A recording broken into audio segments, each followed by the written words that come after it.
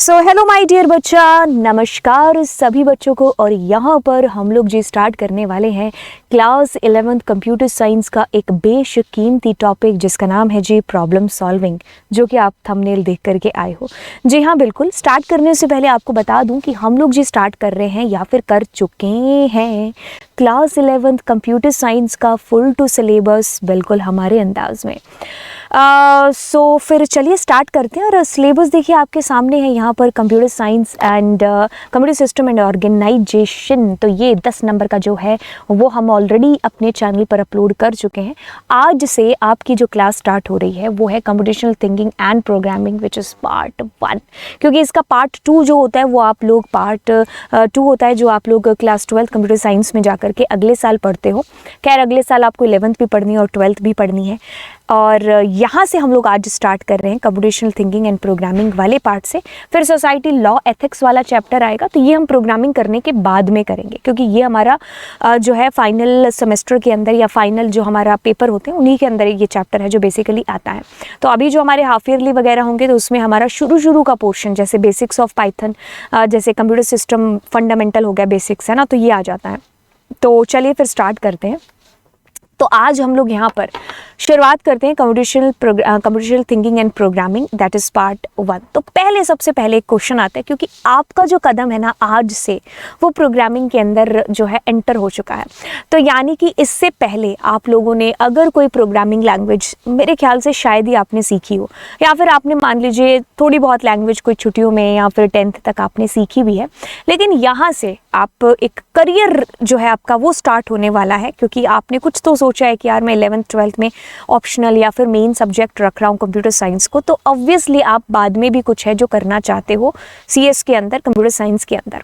तो यहाँ पर आपकी एक जर्नी है जो प्रोग्रामिंग वाली वो शुरू हो जाती है। अब देखो, इस जर्नी को शुरू करने से पहले कि प्रोग्रामिंग को शुरू करने से पहले कि जैसे मैंने आपको कोई प्रोग्राम दिया, बट उससे पहले की जो बातें हैं या उससे पहले की जो कहानियां हैं वही कहानियां हम इसके अंदर देखने वाले हैं।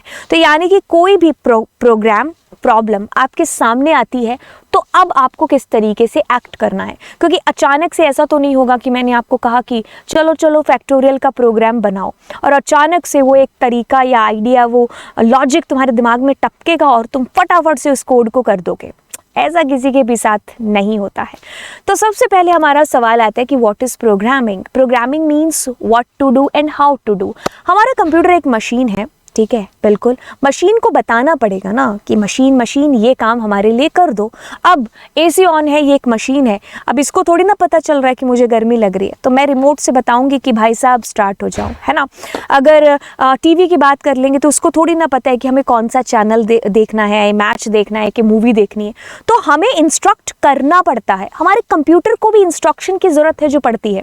बेशक हमसे ये ज़्यादा स्मार्ट हो चुका है, हमसे ये ज़्यादा चीज़ें हैं जो याद रख पाता है, क्योंकि इसकी मेमोरी बहुत लंबे टाइम तक है जिसमें चीज़ें हैं जो स्टोर रहती है। हमारी मेमोरी में इतने लंबे टाइम तक चीज़ें स्टोर नहीं रहती हैं बेशक, लेकिन बनाया तो आखिरकार हम इंसानों ने ही है ना इसको। तो इंस्ट्रक्शन किसकी फॉलो होगी? बिल्कुल हमारी इंस्ट्रक्शन से ही है ये जो चलेगा। तो हम बताएंगे तब है जो ये काम करेगा। अब हम इसको बताएंगे कैसे? तो हम बताएंगे जी अपने प्रोग्राम्स के थ्रू। तो जो सॉफ्टवेयर आप देखते हो वो किसके अंदर बने हैं? तो वो सॉफ्टवेयर क्या है? सेट ऑफ प्रोग्राम्स है। प्रोग्राम्स क्या है? सेट ऑफ इंस्ट्रक्शंस है। इंस्ट्रक्शंस क्या है? जो हम किसी भी प्रोग्रामिंग लैंग्वेज या भाषा का यूज़ करके हम उस इंस्ट्रक्शन को, उस प्रोग्राम को लिखते हैं इंस्ट्रक्शन बाय इंस्ट्रक्शन, यानी कि लाइन बाय लाइन। फिर ऐसे बहुत सारे हमारे एक प्रोग्राम्स बनके हमारा एक पर्टिकुलर सॉफ्टवेयर है जो बन जाता है। खैर ये चीज़ें हम लोग डिस्कस कर चुके हैं। अभी आपको आंसर मिल गया कि व्हाट इज़ प्रोग्रामिंग, कि हम अपने कंप्यूटर को ये बताते हैं कि भाई साहब आपको ये करना है और आपको ऐसे करना है। ये काम हम प्रोग्रामिंग के थ्रू है जो करते हैं। अब व्हाट टू डू ये हमारे भी दिमाग में है जो चीज़ कैसे आएगी, मतलब वही फैक्टोरियल वाला। अब मैंने कहा फैक्टोरियल का प्रोग्राम बना दो, तो तुम्हें पता ही नहीं है तो तुम बनाओगे कैसे? बस उन्हीं चीज़ों के बारे में हम लोग यहाँ पर है जो बात करने वाले हैं। आपको ये मालूम पड़ गया कि प्रोग्राम की ज़रूरत आपको कहाँ पर है। हमें अपने कंप्यूटर को इंस्ट्रक्शन देनी पड़ती है, बताना पड़ता है किसी ना किसी लैंग्वेज की सहायता से, तब जा कर के हमारे कंप्यूटर को समझ में आता है और वो काम हमारे लिए परफॉर्म है जो हो पाता है। सो हम ये जो प्रोग्रामिंग लैंग्वेजेस का यूज़ करते हैं, तो ये बहुत सारी प्रोग्रामिंग लैंग्वेजेस हैं। जैसे हम ह्यूमंस को भी काफ़ी सारी लैंग्वेजेस हैं जो आ जाती हैं, ज़्यादा तो नहीं, 4-5 कह लो हमने मैक्सिमम है जो आम जनता है हम जैसी उन्होंने सीख ली है ना। 4-5 तो बहुत दूर की बात है, 2-3, 3-4 हमने सीख ली, ठीक है। तो हम इस लैंग्वेज, इस भाषा में है जो बात करते हैं। वैसे ही हमारे कंप्यूटर, ये तो पता है कि आपको कंप्यूटर के अंदर बाइनरी लैंग्वेज है जो चलती है, बट हम बाइनरी के अंदर नहीं लिख सकते। तो हमें जो है प्रोग्रामिंग लैंग्वेज का सहारा लेकर के हमें अपना कोड है जो लिखना पड़ता है। जैसे मैंने कहा कि 2 नंबर को जोड़ने का प्रोग्राम बनाना है, तो कंप्यूटर खुद नहीं करेगा, मुझे उसके अंदर कोड है जो लिखना पड़ेगा 2 नंबर्स को जोड़ने का। तो ऐसे हमारा कंप्यूटर है जो काम कर पाता है। अब देखिए, ये ऐसे ही कुछ सेम चीज़ें होती है हमारी रियल लाइफ के अंदर भी। अभी देखिए कैसे एग्जाम्पल आपको देती हूँ कि आपको ये समझना होगा कि जैसे ही आपके सामने कोई ना कोई प्रोग्राम आता है, तो अब उसका आइडिया कैसे क्लिक होगा। ऐसा नहीं है कि अचानक से चीज़ें क्रिएट हो जाएंगी। मतलब तुम्हारे पास में एक सॉफ्टवेयर का मतलब आया कि भाई ये सॉफ्टवेयर मेरे को बना करके दे दो, और तुमने बिना कुछ सोचे, बिना कुछ समझे अचानक से उसको क्रिएट कर दिया और उसको टेस्ट भी किया, तो वो भी पास हो गया, सब चीज़ें आसान हो गई। इतनी आसान नहीं होती हैं, ठीक है। तो फिर प्रॉब्लम ही ना होती। आपके सामने कोई प्रोग्राम आता है, आपके सामने कोई प्रॉब्लम आती है, रियल लाइफ प्रॉब्लम भी, तो हम क्या करते हैं, सबसे पहले हमारे सर पर एक WH फैमिली है जो मंडराने लग जाती है कि यार ये कैसे हुआ, ये कहाँ से हुआ, कब हुआ, है ना, ये सारे क्यों हुआ, ये सारी चीज़ें हमारे दिमाग में है जो पनपने लग जाती हैं किसी भी प्रॉब्लम के आते ही। मान लीजिए आपके पास में ये प्रॉब्लम आ गई कि भाई ये सामने मेरा लैपटॉप पड़ा हुआ है, ठीक है। अब इसमें कोई दिक्कत आ गई, मान लो ये चलते चलते अचानक से, ऐसा ना हो कभी भी, बट ये बंद हो जाता है। तो अब इसका क्या जो है रीज़न हो सकता है, तो मैं इसके ऊपर आइडियाज़ लगाऊंगी कि शायद, मतलब मैं सोचूंगी अपने आप से, वाई व्हेन, ये सारे सवाल हैं जो पूछूंगी कि भाई हो सकता है कि इसकी बैटरी में कोई दिक्कत आ गई हो, मे बी इसकी बैटरी बहुत डाउन हो गई हो, मैंने चार्ज ठीक से नहीं लगाया होगा, तो इसीलिए चलते चलते बंद हो गया। ये इसका सबसे बड़ा कारण हो सकता है, ठीक है। और दूसरी चीज़ क्या हो सकती, मे बी कोई इंटरनली कोई खराबी हो गई हो, है ना, मे बी हम ये चीज़ें हैं जो सोच रहे हैं। तो अब मैंने ये चीज़ें सोची और उन सोचने के बेसिस पर अब मैं कोई एक्शन है जो ले रही हूँ। तो जैसे मुझे बैटरी वाला लगा, तो मैं क्या करूँगी, इसको चार्ज लगा दूंगी कुछ देर के लिए, थोड़ी देर बाद इसका पावर बटन ऑन करके देखूंगी कि भाई ये चल रहा है ठीक ठाक से कि नहीं। इसकी बैटरी है जो निकाल करके अंदर दोबारा फिट करने की कोशिश है जो करेंगे। तो ऐसी चीज़ें हम है जो करेंगे जो अपने लेवल पर हम कर सकते हैं।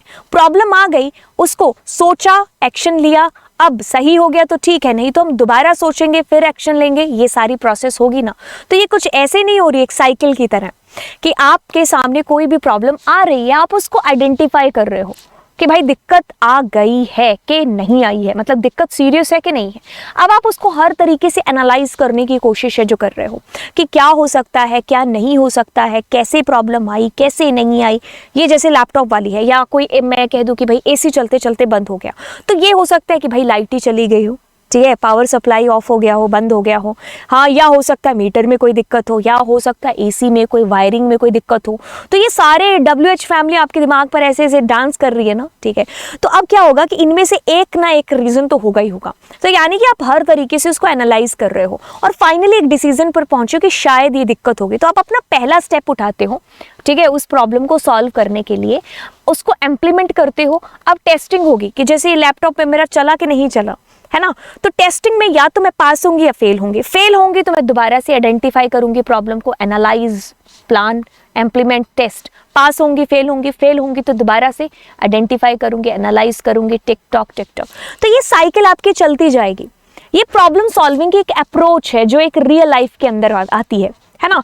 तो कोई भी प्रॉब्लम आ गई तो हम उसको इसी तरीके से है जो सॉल्व करते हैं। वैसे ही हमारे प्रॉब्लम की तरह हमारे प्रोग्राम्स भी हो जाते हैं। तो जैसे मैंने आपको कहा कि भाई फैक्टोरियल का प्रोग्राम बना दो, अब तुम्हें पता ही नहीं है कि यार कैसे क्या है फैक्टोरियल, तुम कैसे बना दोगे। तो सबसे पहले तुम्हें क्या जानना है, तुम्हें जानना है कि यार फैक्टोरियल आखिरकार होता क्या है। मैंने तुम्हें बता दिया कि यार फैक्टोरियल क्या है, 5 है, तो 5, 4, 3, 2, 1, यानी कि 1 से लेकर के उस पर्टिकुलर नंबर तक सारे नंबर को मल्टीप्लाई कर दो तो तुम्हारा फैक्टोरियल निकल जाएगा। तुम्हारे पास, आप तुम्हें पता चला ना, अब तो तुम नेक्स्ट स्टेप है जो भरोगे। तो वो नेक्स्ट स्टेप क्या होगा उसके बारे में हम लोग डिस्कशन है जो करेंगे यहाँ पर। हम इसको और ज़्यादा डिटेल में लिख लेते हैं ताकि एग्जाम में तुम लिखने लायक बनो। सो प्रॉब्लम सॉल्विंग की मेथडोलॉजीज को हम लोग यहाँ पर देखते हैं, सो ताकि आप एग्जाम में लिख पाओ। अंडरस्टैंडिंग द प्रॉब्लम, सबसे पहले प्रॉब्लम आई, सो उसको अंडरस्टैंड करना, devising a plan, executing the plan and evaluation. Okay, so ये आ गई। सबसे पहले प्रॉब्लम आती है तो हम अपने आप से सारे के सारे WH फैमिली आगे हमारे सर पर ऐसे मंडराने लगी, who, why, how, when, what, if, है ना। इन सब सारे जो प्रॉब्लम्स के जो WH है वो आ गए हमारे पास में और हम सोचने लग गए कि अब क्या कर सकते हैं। सो एक सॉल्यूशन हमें मिलता है कि अच्छा ये दिक्कत आ गई तो अब इसका सॉल्यूशन ये है। तो पहले सबसे पहले हमें अंडरस्टैंड करनी है कोई भी प्रॉब्लम, ठीक है। तो कोई भी प्रॉब्लम आ गई, जैसे किसी ने कहा कि गुलाब जामुन बना दो। अब हमारे जैसे हैं जो जिनको कुकिंग बिल्कुल भी नहीं आती है, रोटी भी बड़ी मुश्किल से बनाते हैं, तो ऐसे लोगों के लिए प्रॉब्लम ही है जो हो गई। तो हम क्या करेंगे, अब इसका सॉल्यूशन क्या है, बनानी तो है ना, या तो पास होंगे या फेल होंगे, इसमें बार बार टेस्टिंग नहीं हो सकती, है ना, एक ही बार है जो बनेगी। लेकिन फिर भी हम इसके बारे में है जो सोचेंगे, अगली बार जब हम बनाएंगे तो उन चीज़ों का ध्यान रखेंगे, है ना। ओके, तो अब हमारे सामने एक प्रॉब्लम है जो आ चुकी है, हम उसको अंडरस्टैंड कर रहे हैं कि क्या कर सकते हैं इसके लिए। तो हम यूट्यूब पर वीडियोज़ हैं जो तरह तरह की सर्च करेंगे, बार बार देखेंगे अलग अलग तरीके की वीडियोज़। सो जो हमें ईजी लगती है या हमारे जो समझ में आ गई है, अब हम उसके बाद में स्टेप्स क्या लेंगे कि भाई जो है जो उसके लिए सामान इकट्ठा करना, उसकी जो है स्टार्टिंग करेंगे। फिर वीडियो के अकॉर्डिंग जो जो चीज़ें पहले बाद में बताई हैं उनको हम करते जाएंगे, ऐसा कुछ होगा। तो यानी कि प्रथम जो पहला स्टेप है वो क्या है, अंडरस्टैंड करिए जी प्रॉब्लम को। यहाँ पर जैसा आपको आउटपुट चाहिए वैसे आपको इनपुट भी है जो देने पड़ेंगे। तो इसके लिए आपको उस प्रॉब्लम को अच्छे से समझना आना चाहिए। अगर आपको आउटपुट में 4 लेना है तो इधर 2 + 2 ऐसा इनपुट आपको देना पड़ेगा, तब जाकर के ये आउटपुट है जो आपके पास में आएगा। क्योंकि ये एक बहुत प्रॉपर रिलेशनशिप होती है इनपुट और आउटपुट के बीच में, ठीक है। तो अगर आपको जो है आपने चाय में चीनी डाल दी ज़्यादा, तो फिर ज़्यादा जो चीनी वाली चाय है, मीठी चाय, वही आपको आउटपुट के रूप में है जो मिलेगी। तो यानी कि इनपुट जैसा होगा वैसे ही आउटपुट आपको मिलेगा। तो इसीलिए अंडरस्टैंड करिए सबसे पहले प्रॉपर तरीके से अपनी प्रॉब्लम को। उसके जितने भी WH हैं वो आप पूछिए कि क्या हो सकता है, कैसे सॉल्यूशन उसका हम ले सकते हैं, अलग अलग तरीके से उसको खंगालने की कोशिश है जो करेंगे, ठीक है। अब अगला स्टेप आता है जी आपके पास में कि वो जो चीज़ें आपने सोची कि भाई ये हो सकता है, ये हो सकता है, अब आप जब एक निष्कर्ष पर पहुंच जाते हो तब आता है जी आप प्लानिंग वाले फेज के अंदर कि इस चीज़ को करने के क्या क्या वेज हो सकते हैं। प्लान ए, प्लान बी और कोई भी प्लान है तो वो भी सारे आप ला सकते हो। सो जैसे कि हम AC का एग्जाम्पल ले लेते हैं। हमने कहा ना कि ख़राब हो गया, तो यानी कि अब मुझे ये पता चल गया कि अच्छा ये प्रॉब्लम आई है, शायद ये ख़राब हो चुका है। मैं इस निष्कर्ष पर, इस निर्णय पर पहुंच चुकी हूँ, यानी कि अंडरस्टैंड कर चुकी हूँ कि प्रॉब्लम क्या है। अब आती है जी नेक्स्ट एक्शन की बारी। तो यानी कि अब मुझे प्लान बनाना है, तो मैं क्या करूँगी इसके लिए कि भाई मैं सर्च करूँगी नेक्स्ट स्टेप, यानी कि कौन है जो इसका सर्विस सेंटर से आ सकता है, मतलब कौन कौन सी सर्विस सेंटर है जो मेरे आसपास के हैं, ठीक है। तो अब मैं ये भी देखूंगी कि यार कहाँ से जो है सर्विस में मुझे ज़्यादा चार्ज लग रहे हैं, कहाँ पर कम चार्ज है जो लग रहे हैं। तो ये मेरा क्या हो जाएगा, नेक्स्ट स्टेप होगा। तो मैं plan A, plan B, plan C, D, जितने भी प्लान होंगे उनके बारे में मैं सोचूंगी। अब आएगा कि नेक्स्ट प्लान, मैं अपने फ़ोन है जो यहाँ पर कर दूंगी, ठीक है, कि मैंने अपना फ़ोन है जो कर दिया। अब उसके बाद में क्या होगा, अब नेक्स्ट स्टेप मेरा होगा कि एग्जीक्यूटिंग द प्लान। सो जो चीज़ें मैंने सोची हैं, अब उसके लिए हम क्या करेंगे, नेक्स्ट जो है अपने प्लान को एग्जीक्यूट करेंगे। तो अगर मैंने सोचा है कि अच्छा ये ख़राब हुआ है, तो अब मैं क्या करूँगी, फ़ोन करूँगी सर्विस सेंटर के अंदर। अब उनके ऊपर कहानी है जो हो जाएगी। तो यानी कि जो चीज़ें मैंने सोची, उसके बारे में मैंने प्लान बनाया, तो उसको मैंने अब एग्जीक्यूट है जो यहाँ पर किया। ये चीज़ें टुकड़ों में बिल्कुल डिवाइड हो चुकी हैं। पढ़ने में हमें इतना टाइम है जो लग रहा है, लेकिन जब हम इसको एक्चुअल लाइफ के अंदर देख रहे हैं तो ये चीज़ें बड़ी जल्दी जल्दी नहीं हो रही हैं। जैसे लाइट गई, हमारे दिमाग में आया क्या हुआ, क्यों बंद हुआ, कैसे हुआ? तो ये अचानक से जल्दी जल्दी चीज़ें हैं जो आ रही हैं। तो ऐसे ही हमारे प्रोग्राम्स के अंदर भी है जो ऑटोमेटिकली जैसे जैसे आप प्रोग्राम्स जो है करते करते जो है एकदम पुराने खिलाड़ी बन जाओगे, तो ये जो स्टेप्स होंगे ना अचानक से ऑटोमेटिकली आपके दिमाग में जो क्लिक होंगे। यही तो है ना, कई बार सर्च करते होंगे हाउ टू क्लिक लॉजिक। कई बार आपने देखा होगा कई लोग अटके रहते हैं प्लान पहले 2 स्टेप्स के अंदर ही, कि उनसे एनालाइज ही नहीं हो रही प्रॉब्लम क्या है, फिर उसके बारे में वो कैसे है जो सोचें कि क्या करना है इसके बारे में कि क्या नहीं, फिर एग्जीक्यूशन का तीसरा है जो टाइम आता है। तो ये हर किसी पर अलग अलग है जो डिपेंड करता है। तो अब हम इस फेज पर आ चुके हैं, इस निष्कर्ष पर आ चुके हैं कि भाई हमें प्लान को एग्जीक्यूट करना है। एग्जीक्यूट करने के बाद में अब हम लास्ट इवैल्यूएशन पर आते हैं। 4 नंबर स्टेप है जो आपका, कि फाइनली आपने आपका जो अपना रिजल्ट है ना प्रॉब्लम का वो मिल गया। तो यानी कि बंदा घर पर आ गया है और आपने अपना एसी है जो सही करा लिया है, ठीक है। तो अब मतलब यहाँ पर आंसर आपका सेटिस्फैक्ट्री भी हो सकता है और मे भी हो सकता है आपकी जो आपने जैसा सोचा हो वैसा ना हो, क्योंकि हो सकता है ऐसा। अगर मान लीजिए ऐसा नहीं हो, मतलब सेटिस्फैक्ट्री आंसर नहीं मिलता, तो अब आप फिर से पहले स्टेप पर आ जाओगे। तो यानी कि पहला स्टेप क्या होगा, फिर से आप सोचोगे कि क्या दिक्कत और हो सकती है ना, इसमें हो सकता है और लोग भी आपके साथ इंक्लूड हो। फिर आप दोबारा से प्लान है जो बनाओगे, plan A, plan B, plan C, फिर उनको दोबारा से एग्जीक्यूट करोगे। तो ये चीज़ें आपकी तब तक होती रहेंगी जब तक आपको एक सेटिस्फैक्ट्री आंसर नहीं मिल जाता है, राइट। तो ये हम बार बार इस साइकिल को दोहराते रहेंगे, दोहराते रहेंगे, दोहराते रहेंगे। तो हो सकता है हम उस काम में जो है बहुत अच्छी कामयाबी हासिल कर ली, ठीक ठाक कर ली, एवरेज कर ली, नहीं की। तो ये डिपेंड करता है कि हमारे जो है हमने इन प्रोसेस के दौरान किस तरीके से रिएक्ट भी है जो किया है, ठीक है। तो ऐसे ही अब हमारे कंप्यूटर के अंदर होता है, हमारी प्रोग्रामिंग के अंदर है जो होता है, आपको कोई प्रोग्राम आया बनाने के लिए या आपको कोई सॉफ्टवेयर है जो बनाने के लिए आया, तो अब आप क्या करोगे। सबसे पहले आपके पास में कोई भी प्रॉब्लम आई तो आपने क्या किया, अब उसकी जो है प्रॉपर एक डेफिनेशन देखी, आपने उसको एनालाइज किया, आपने क्या किया, उस प्रॉब्लम को पूरा एक प्रॉपर तरीके से डिज़ाइन है जो किया। इसके लिए हम एल्गोरिदम, फ्लो चार्ट, इन सब का सहारा है जो हम लेंगे। जो है आपने फ्लो चार्ट ये सारी चीज़ें बनाने के बाद में अब हम कोडिंग वाले स्टेप पर आएंगे। तो इसके लिए हम किसी भी लैंग्वेज का सहारा ले सकते हैं, हम पाइथन के थ्रू, हम जावा के थ्रू कोड है जो अपना लिखेंगे। अब एल्गोरिदम वगैरह क्या है तो इनको हम थोड़ी सी देर के बाद में आए जो हम लोग इसको समझेंगे, यानी कि नेक्स्ट लेक्चर के अंदर मैं आपको algorithm, flow chart, pseudo code ये सारी चीज़ें हैं जो बताने वाली हूँ। और यहाँ पर हम फिर कोडिंग करने के बाद में अब उसको टेस्ट करेंगे। तो टेस्टिंग, बेसिकली टेस्टिंग करने के बाद में अब हो सकता है आपके प्रोग्राम के अंदर कोई ना कोई दिक्कत हो, तो यानी कि कोई एरर हो, तो अब आप उसको डीबग करोगे। तो डीबग का मतलब क्या हो जाता है कि उसमें कोई बग्स हैं यानी कि एरर्स हैं, उनको बग फ्री करना इज कॉल्ड डिबगिंग करना, ठीक है। तो यानी कि टेस्ट हुआ, यानी कि आपने उसको चेक किया। जैसे कि हमारी मम्मी कभी कभी सब्जी बनाती नहीं है तो उसे थोड़ा सा चेक कर लेती चम्मच से खा करके कि अरे कोई प्रॉब्लम तो नहीं है, अगर सब सही है तो वो चेक करना इज कॉल्ड टेस्टिंग। लेकिन मम्मी को लगा कि अच्छा ये इसमें नमक ज़्यादा है या नमक कम है या कुछ ऐसी चीज़ है, तो मम्मा फिर उसको डीबग करेगी, है ना। तो मतलब क्या करेंगे, दोबारा से उसमें नमक डाल देंगे अगर कम हुआ तो, ठीक है। तो दैट इज कॉल्ड डीबग करना प्रोग्रामिंग के अंदर, अगर हमारे प्रोग्राम के अंदर कोई एरर है और हम उसको एरर फ्री कर रहे हैं, ठीक है। अब यहाँ तक प्रोसेस ठीक है, अगर हो गया तो फाइनली कूल, नहीं तो हम वापस से डेफिनेशन ये सारी चीज़ें साइकिल पर आएंगे। अब देखिए क्या होगा, अगर सारी चीज़ें सही हो जाती है तो हम एक प्रॉपर डॉक्यूमेंटेशन है जो बनाते हैं अपने प्रोग्राम की। तो यानी कि डॉक्यूमेंटेशन में एक तरीके से हम लिखते हैं कि भाई कि कैसे बना है, इसमें कितनी सारी जो है कौन से मॉड्यूल्स हैं, कौन से फंक्शंस हैं जिनका यूज़ हमने किया है, किसने बनाया है, इसका कौन सा वर्जन है। तो यानी कि एक प्रॉपर डॉक्यूमेंटेशन है जो हम मेंटेन करते हैं। फिर फाइनली हमारे पास में आता है प्रोग्राम की मेंटेनेंस।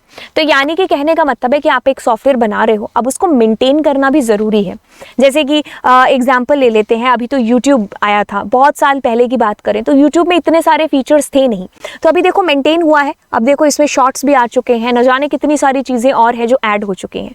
तो यानी कि इसकी मेंटेनेंस है जो लगातार जो है, ठीक है, मतलब वक्त के साथ साथ में है जो चेंज हो रही है ना। कोई ऐसे सॉफ्टवेयर आपने देखे होंगे जो सालों पहले जिनके नाम या बहुत चलते थे वो आज नहीं चल रहे हैं, क्योंकि टाइम के साथ साथ में उनकी मेंटेनेंस नहीं हुई है। तो यानी कि वक्त के पहिए के साथ साथ वो सॉफ्टवेयर नहीं चले, वक्त आगे चला गया, वो सॉफ्टवेयर के अंदर के जो फीचर थे वो वहीं के वहीं रह गए, है ना। तो मेंटेनेंस उनकी नहीं की गई टाइम टू टाइम, है ना। तो ये सारी चीज़ें आपकी एक सॉफ्टवेयर लाइफ साइकिल है जिसके अंदर आ जाती हैं। अब नेक्स्ट क्लास के अंदर जो हम लोग सीखने या समझने वाले हैं, बिल्कुल फ्लो चार्ट को एल्गोरिदम को, स्यूडो कोड को, एंड फिर हम लोग कोडिंग है जिसको हम स्टार्ट करेंगे। एंड आई होप मैंने बड़ी ही सीधी सी भाषा में आपको प्रॉब्लम सॉल्विंग है जो समझाया होगा और इससे आपकी प्रॉब्लम है जो सॉल्व भी हुई होगी। तो चलिए फिर मिलते हैं आपको नेक्स्ट लेक्चर के अंदर। एंड चैनल को ज़रूर सब्सक्राइब है जो कर देना, आपने कर दिया है तो दोस्तों को भी कहना कि करो करो करो, ठीक है, subscribe. Bye bye, God bless you.